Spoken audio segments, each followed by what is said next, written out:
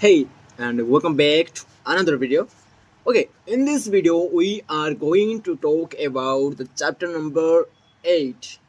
Okay, in last video, we talked about the chapter number 7. नहीं, उससे पहले दिन एंड कल था हमारा चैप्टर नंबर 8 एंड आज है 9 एंड लास्ट लास्ट वीडियो में हम बात कर रहे थे कि प्रिंसिपल एड के बारे में try honestly to see things from other point of view other की ना उनकी पॉइंट ऑफ व्यू से देखना थोड़ा चीज़ों को एंड अपनी पॉइंट ऑफ व्यू से देखना एंड कंपेयर करना थोड़ा वो सही है या गलत। एंड आज पढ़ेंगे every chapter 9 that is what everybody wants. Okay, would not you like to have a magic phrase that would stop arguments, eliminate ill feeling, create goodwill, and make the other person listen attentively? Yes, all right, here it is. I don't blame you one iota for feeling as you do. I feel if I hear where you, I would undoubtedly feel just as you do. An answer like that will soften the most cantankerous old cues alive, and you can say that be 100% sincere because if you were the other person, you, of course, would feel just as he does. Take a AI Capone, for example. Suppose you had inherited the same body and temperament and mind that Kaufman had. Suppose you had had his environment and experiences, you'd then be precisely the what he was and where he was. For it is those things and only those things that made him the what he was. The only reason, for example, that you are not a rattlesnake is that your mother and father weren't rattlesnakes. You deserve very little credit for being what you are, and remember, the other people who come to you inherited, biogated, on reasoning deserve very little discredit for being what they are. Feel sorry for the poor devils, pity, pity them, sympathize with them. Say to yourself, there, but for the grace of the God, go I. Three-fourths of the people you will ever meet are hungering and thirsting for the sympathy. Give it to them, and they will love you. I once gave a broadcast about the author of Little Women, Lucia May Alcott. Naturally, I knew she had lived and written her immortal books in Concord, Massachusetts. But without thinking what I was saying, I spoke of visiting her old home in Concord, New Hampshire. If I had said New Hampshire only once, it might have been forgiven. But alas and alack, I said it twice. I was deluged with letters and telegrams, stinging messages, with that swirled around my defenseless head like a swarm of hornets. Many were indignant, a few insulting one Colonel Dame who had been reared in Concord, Massachusetts, and who was then living in Philadelphia, vented her scorching wrath upon me. She wouldn't have been much more bitter if I had accused Miss Alcott of being a cannibal from Guinea. As I read the letter, I say to myself, thank God, I am not the Mary to that woman. I felt like writing and telling her that although I had made a mistake in geography, she had made a far greater mistake in common courtesy. That was to be just my opening sentence. Then I was going to roll up my sleeves and tell her what I really thought, but I did not. I controlled myself. I realized that any hot-headed fool could be do that, and that most fools should be do just that. I wanted to be above fools, so I resolved to try to turn her hostility into friendliness. It would be a challenge, a sort of game I could play. I said to myself, after all, if I were she, I would probably feel just as she does. So I determined to sympathize with her viewpoint. The next time I was in Philadelphia, I called her on the telephone. The conversation went something like this: Me, Mrs. So and so, you wrote me a letter a few weeks ago, and I want to thank you for it. See, in seat cultured, well-bred tones. To whom have the honor of speaking? Me, I am a stranger to you. My name is Dal Carnegie. You listen to a broadcast I gave about Lucia May Alcott a few Sundays ago, and I made a unforgivable blunder of saying that she had lived in Concord, New Hampshire. It was a stupid blunder, and I want to apologize for it. It was no so nice of you to take the time to write me. See, I am sorry, Mr. Carnegie, that I wrote as I did. I lost my temper. I must apologize. Me, no, no, no. You are not the one to apologize. I am. Any school child would have known better than to have said what I said. I apologized over the air the following Sunday, and I want to apologize to you personally now. See, I was born in Concord, Massachusetts. My family has been prominent in Massachusetts affairs for two countries, centuries, and I am very proud of my native state. I was really quite distressed to hear you say that Miss Alcott had lived in New Hampshire, but I am really ashamed of that letter. Me, assure you that you were not one tenth as distressed as I am. My error did not hurt much as sweats, but I did hurt me. It is so seldom that people of your standing and culture take the time to write people who speak on the radio. And I do hope you will write again if you detect an error in my text. See, I really like very much the way you have accepted my criticism. You must be a very nice person. I should like to know you better. So, because I had apologized and sympathized with her point of view, she began apologizing and sympathizing with my point of view. I had saw the satisfaction of controlling my temper, the satisfaction of returning kindness for an insult. I got infinitely more real fun out of making her like me than I could ever have gotten out of telling her to go and take a jump in the Swalskill River. Every man who occupies the White House is faced almost daily with thorny problems in human relations. President Taft was no exception, and he learned from experience the enormous chemical value of sympathy in neutralizing the acid of hard feelings. In his book Ethics in Service, Taft gives rather an amusing illustration of how he subtended the ear of a disappointed and ambitious mother. A lady in Washington, wrote Taft, whose husband had some political influence, came and labored with me for 6 weeks or more, and the congressman in formidable number and came with them to see that they spoke with emphasis. The place was one requiring head of the Veheru.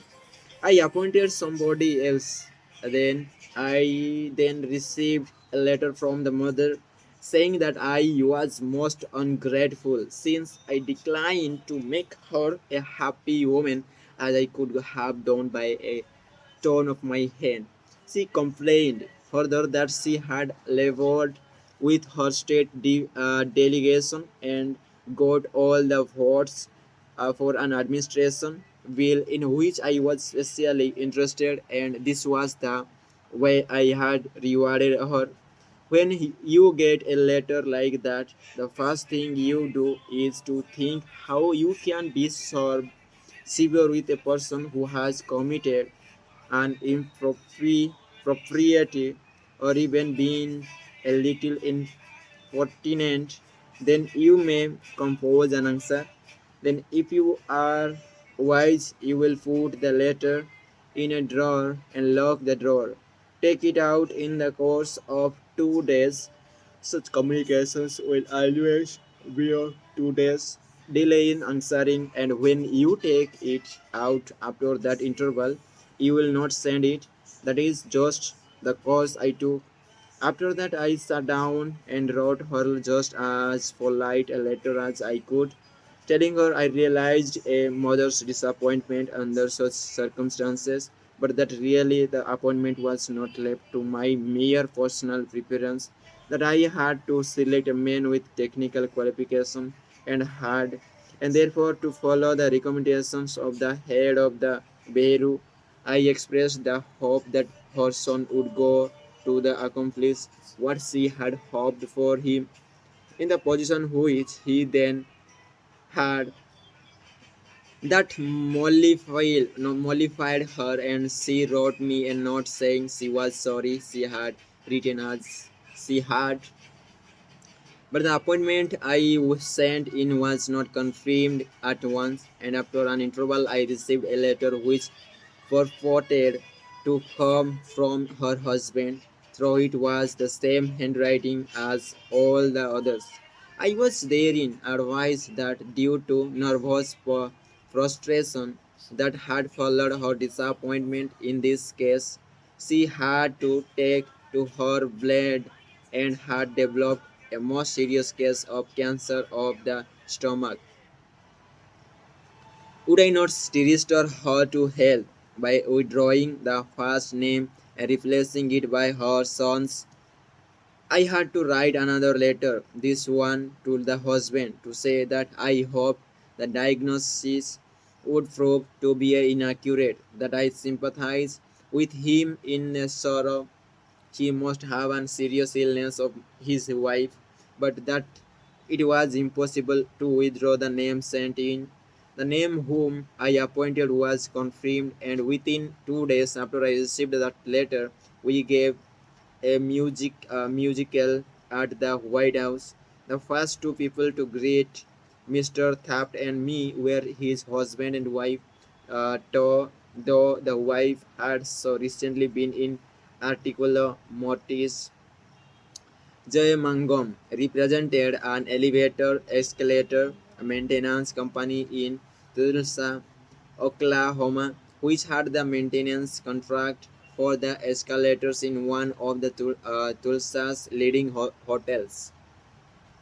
The hotel manager did not want to sort down the escalator for more than 2 hours at a time because he did not want to inconvenience the hotel's guests. The repair that had to be made would take at least 8 hours, and his company did not always have a special qualified mechanic available at the convenience of the hotel. When Mr. Mangan was able to schedule a top-flight mechanic for this job, he telephoned the hotel manager, and instead of arguing with him to give him a necessary time, he said, "Rick, I know your hotel is quite busy and you would like to keep the escalators for downtime to a minimum.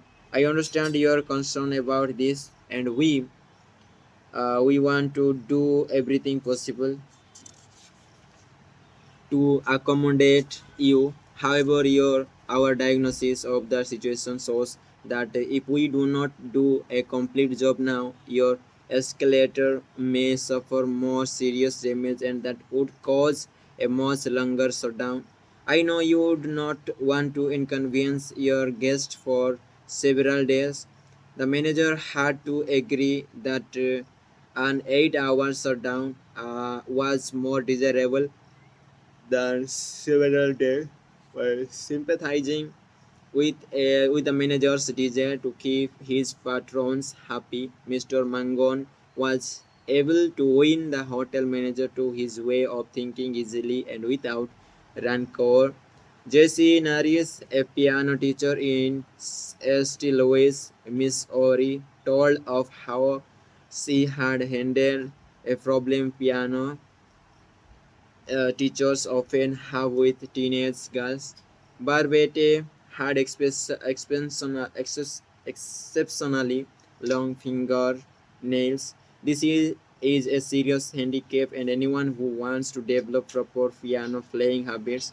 Mr. Naris reported, I knew her long fingernails would be a barrier for her in her desire to play well. During this our discussion prior to her starting her lessons with me, I did not mention anything to her about her nails. I did not want to discourage her from taking lessons, and I also knew she would not want to lose that which she took so much pride and such great care to make attractive. After her first lesson, when I felt the time was right, I said, Babette, you have attractive hands and beautiful fingernails. If you want to play the piano as well as you are capable of and as well as you would like to, you would be surprised how much quicker and easier it would be for you. If you would trim your nails shorter, just think about it, okay? She made a face which was definitely negative. I also talked to her mother about this situation, again mentioning how lovely her nails were. Another negative reaction I was obvious that Bebty beautifully manicured nails is important to her. The following week, Bebty returned for her second lesson. Much to my surprise, the fingernails had been trimmed. I complimented her and praised her for making such a sacrifice. I also thanked her mother for influencing Baby to cut her nails. Her reply was, Oh, I had nothing to do with it. Baby decided to do it on her own.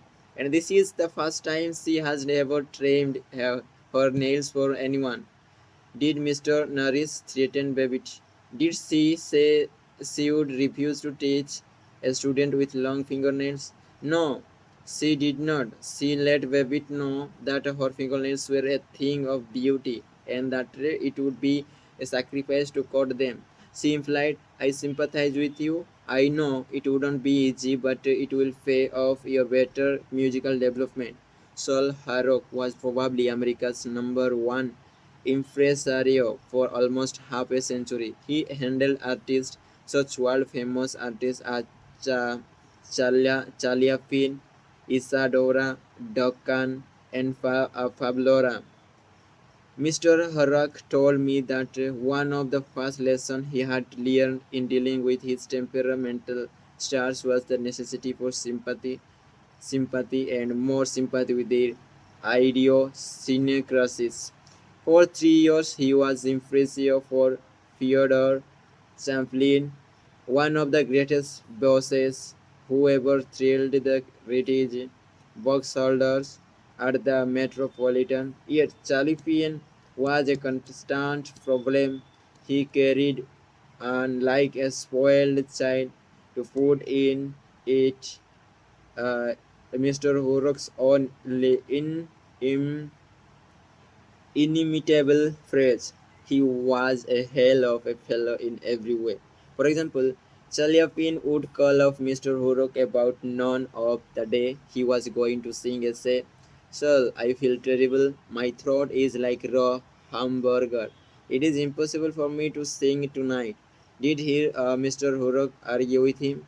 Oh no, he knew that an entrepreneur could not handle artists that way, so he would rose over the Chalia Finn's hurdle, dripping with sympathy. What a pity, he would mourn.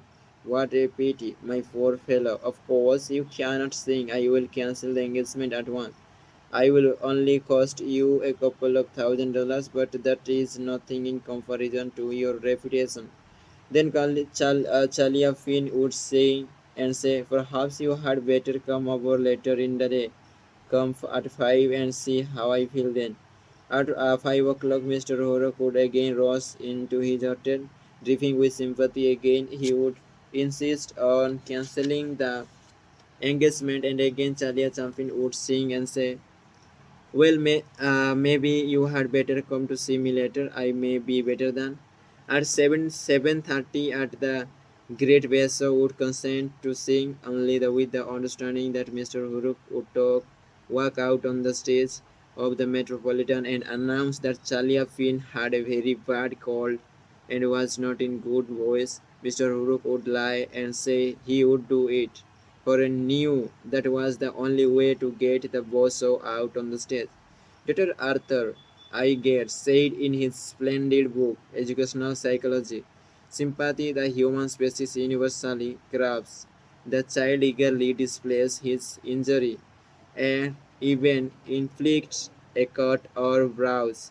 In order to reap abundant sympathy for the same purpose, adults show their bruises, relate their accidents, illness, especially details for a surgical operation, self-pity for misfortunes, real and or imaginary, is in some measure practically a universal practice. So if you want to win people to your way of thinking, put in practice. Be sympathetic with the other person's ideas and desires. Okay, इस chapter की main thing क्या है? What everybody wants.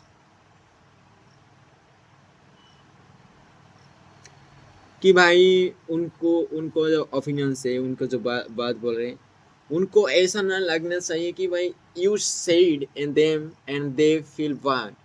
Don't say directly, say sympathetically. Okay, sympathy is the universal or universal, क्या बोलते हैं वो, eager या वो जो भी बोलते हैं, यूनिवर्सली ह्यूमन स्पेसिस में अंदर है सिंपैथी, काइंडनेस सबके अंदर है. सो आपको ऐसे वर्ड्स यूज करना है जब आप बोलते टाइम ना, कि भाई सामने वाले के लगे कि भाई सिंपैथी और वो उनके ऊपर जो आइडियाज, उनके डिजायर्स जो है उनके ऊपर सिंपैथी होना चाहिए. सपोज इसमें ही एक एग्जांपल दिया है, गिवन एन एग्जांपल कि an piano player who have longer nails, so that the problem is to be playing the pianos, and he, so the teacher will first lesson in teacher says ki, if teacher says to her that her fingernails will be long, so you have to directly cut out. This is my warning or my advice.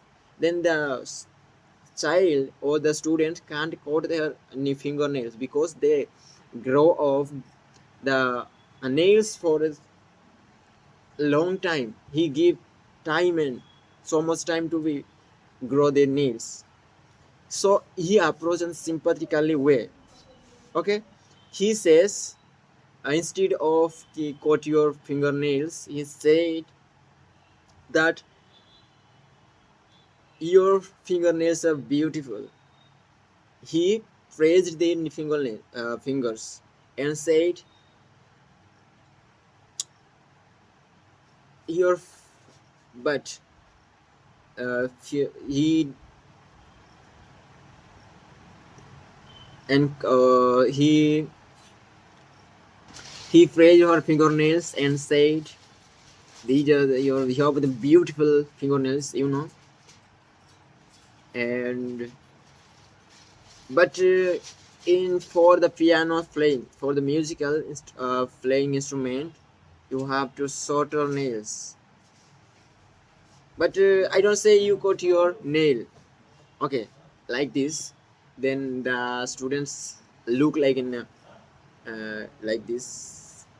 And another another phrase said, "Okay, you have a beautiful fingernails." Okay, and surprised in second lesson, the second week lesson, the child the cut her fingernails. because sympathetically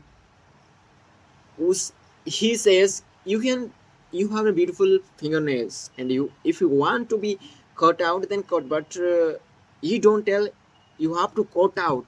Okay, cut out the fingernails. He only say if you can cut, if you like to cut then cut.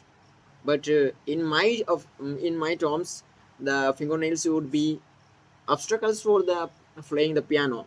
Okay, so if you have a shorter fingernails then that easier to be play the pianos. Okay, like this कि भाई आपको ना sympathy sympathy sympathy कि other person की ideas उनकी desire पर आपकी sympathy दिखाना होगा. You have to show sympathy. Okay, this is all about the chapter number 9. और चैप्टर नंबर 8 में हम देखे थे कि भाई क्या था वो चैप्टर नंबर 8 में. हाँ, अदर पर्सन की पॉइंट ऑफ व्यू से आपको देखना चाहिए.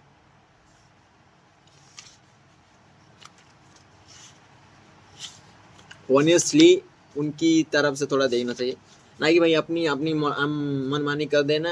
ये नहीं चलना चाहिए. ऐसे करोगे तो भाई वो आप लोग पसंद नहीं करेंगे. ओके, एंड प्रिंसिपल 7 कहता था कि भाई पर्सन को ऐसा लगना चाहिए you are the person feels like an for ideas and his everything her or his ideas ऐसे feel करवा. You have to feel them like all all you do that are the whole their ideas, not your ideas. Then they will be do for that, but not given attention to that work or any specific thing. तो 7 number principal तो कहता है कि भाई you have to feel other person की that all that things or that ideas are there. Okay, और next video में हम देखेंगे चैप्टर नंबर 10 के बारे में. और तब तक bye and I hope all good and have an good day and nice day. Bye.